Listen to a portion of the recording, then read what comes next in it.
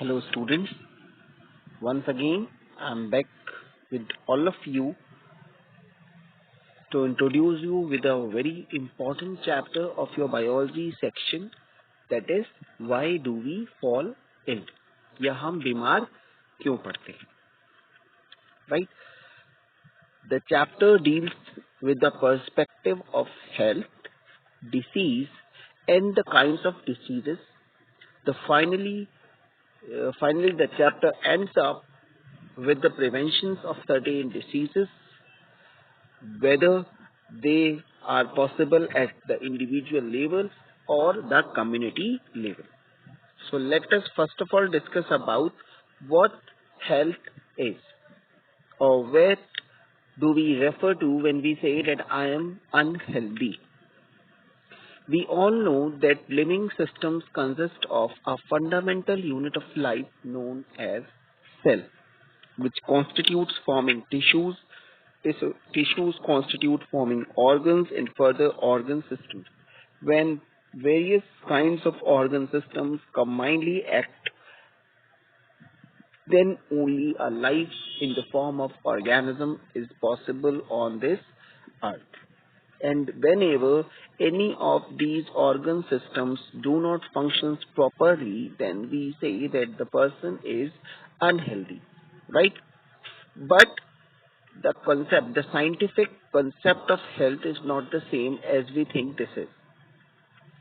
Health of an individual refers to a condition when the physical, mental, and the social abilities of a person are working to their fullest, or are working with their maximum possible efficiency. Or we can say health means physical, mental, and social well-being of a person.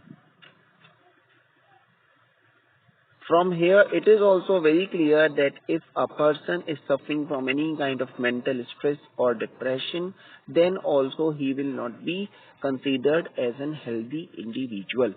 Similarly, the society and the social issues of a person also affects the health.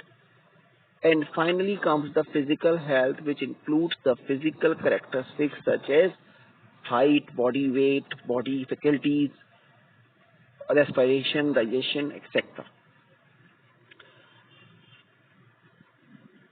Also, it is very clear from here that whenever we talk about the health in a scientific way, we need to consider all the aspects of life of an individual, that is the physical aspects, mental aspects, as well as one of the most important is the society or the social impact. The community also plays a very important role in development of healthy individuals within a nation or unhealthy lethargic persons within a nation. Now comes the differentiation between healthy and disease-free. So what is a difference between healthy and a disease-free person? Disease, first of all, is a state of discomfort in any part or body system. Whenever any individual, guys, is facing any kind of problem in any of its body system or functions, then we say that the person is diseased. And if no such kind of discomforts exist in the body, we say that the person is disease free.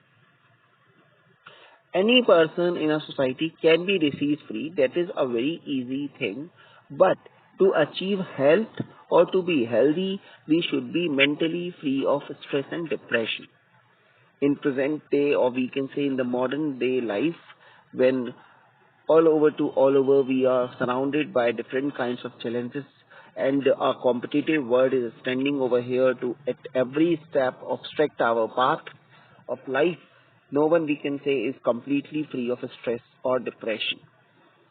If we talk about the students or ourselves, we are having a tension or a stress of getting higher marks or higher score in the examinations.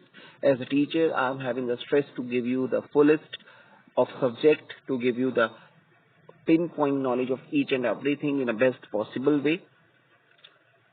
As your parents would be having a stress of your career, of your life, and so on. That means we can say that disease-free, achieving a disease-free condition is very easy, whereas achieving a healthy condition is not that easy task. Let us move to the another thing, and let us now get to know about what is actually a disease. Disease होता क्या है? So let me tell you, whenever a person's body system, as I have told you, whenever a person's body system is not able to function with its best possible efficiency or capacity, we say that the person is not,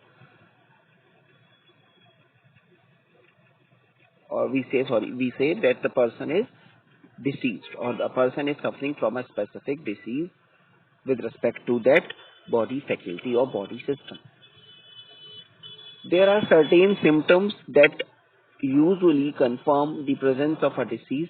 For example, headache, nausea, vomiting, cough, fever, high temperature, cold, watery eyes, watery nose. This all indicates, or itchiness or rashes on the skin. This all indicates that we are somehow suffering from a disease. But for the recognition of disease, for proper diagnosis of disease, we need to go through a trained medical practitioner or a doctor who can better guide us that which kind of disease we are suffering from and what should be the proper prescriptions that we should take to be cured from such a disease. For example, suffering from only of headache doesn't mean a diseased condition. Maybe that would have arisen due to excessive load of work in the office or in your work field, and when you will be taking a nice and sound sleep, you will be free of that headache. It usually happens with persons or people. But headache accompanied with watery nose, cough, cold and high temperature would be somehow problematic. We need to immediately contact a doctor or a medical practitioner to get us diagnosed with the possible disease and get the proper medical prescription. Right?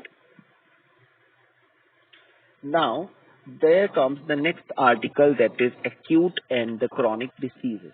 The diseases that usually ends for a short duration of time and do not have a long term or any kind of drastic change on person's health or physique are referred to as acute diseases.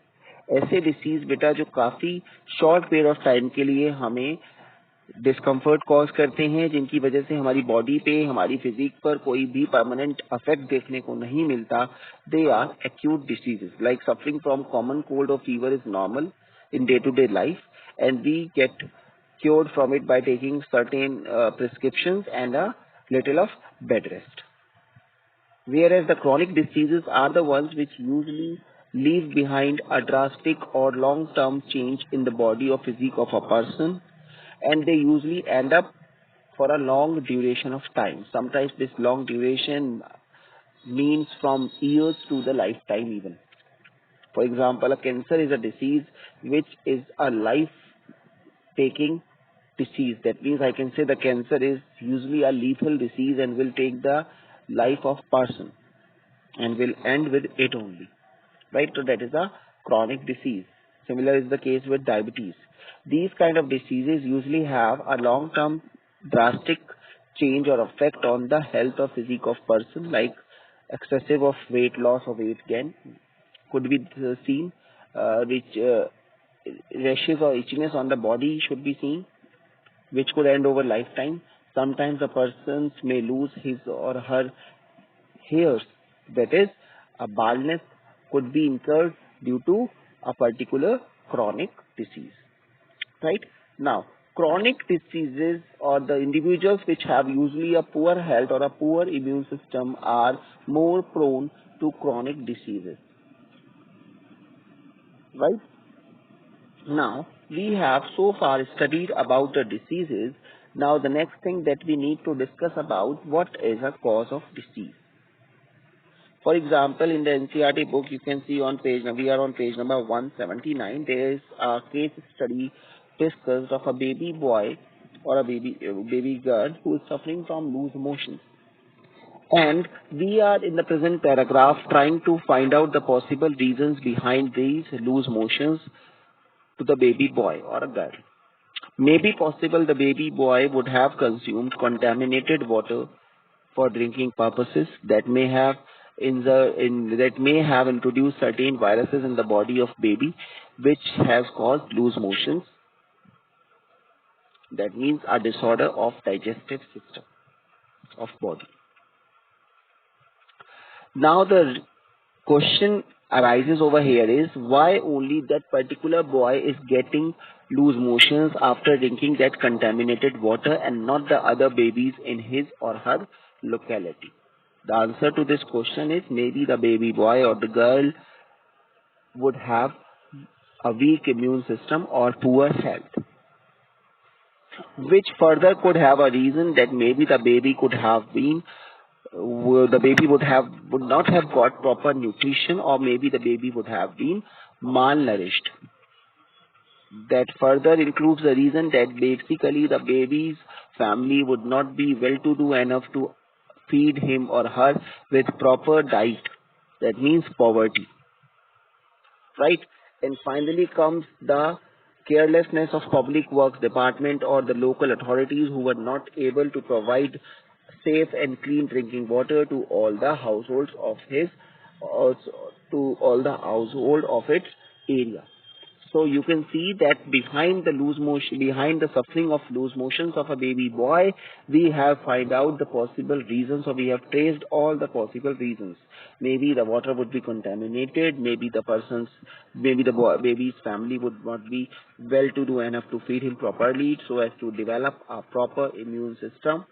Maybe the local authorities would not be careful enough to provide and to ensure safe and clean drinking water to each of its households.